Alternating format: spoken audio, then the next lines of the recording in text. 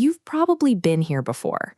You write down the goals, you build the habits, and you visualize the outcome until your head hurts. But despite all that mental weight, you're making zero forward progress. This happens because many of us treat the universe like a cosmic vending machine. We assume that if we just pop in enough specific wishes, the exact life we want will eventually drop out. Instead, that approach just leads to burnout. You are fighting an invisible rubber band effect. You might use willpower to stretch your current reality, working longer hours or forcing yourself into new social circles, but the tension eventually becomes too much, snapping you back to your old financial and relationship baselines. Exhausting yourself with physical and mental effort without altering the underlying foundation doesn't lead to a breakthrough. It just keeps you in a loop of repeated failures. The root of that cycle is an energetic blockage embedded deep within your core mindscape. These are unresolved emotions and old traumas that have settled into your subconscious, acting as unseen barriers to your goals. When out of alignment, your conscious mind is overpowered by your subconscious identity.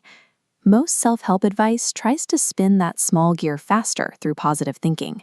But if the massive subconscious gear is locked, you'll just smoke from friction while your reality remains frozen. Intention is only effective if the subconscious foundation is unlocked and aligned first. Quantum jumping is the mechanical synchronization of mind and matter. This logic is rooted in early 20th century quantum theory, which changed how we understand the relationship between energy and matter. Pioneers like Niels Bohr helped establish the principle that the observer's consciousness directly influences quantum events. In practical terms, your current life is a collapsed solid particle, but your potential future lives exist as fluid waves of possibility. We see the biological proof of this bridge in the placebo effect.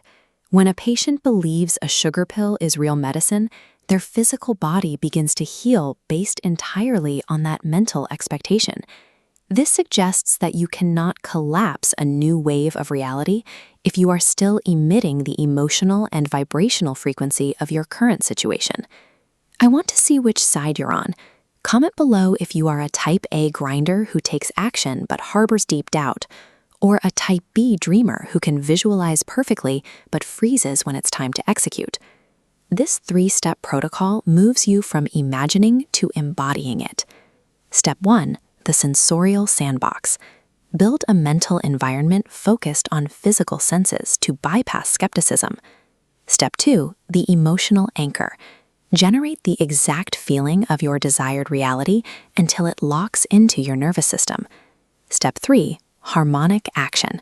Execute one micro-action your future self would take. You'll know the frequency has shifted when you hit the taste moment, a literal release of tension in your shoulders or your gut as your body moves out of its old survival mode.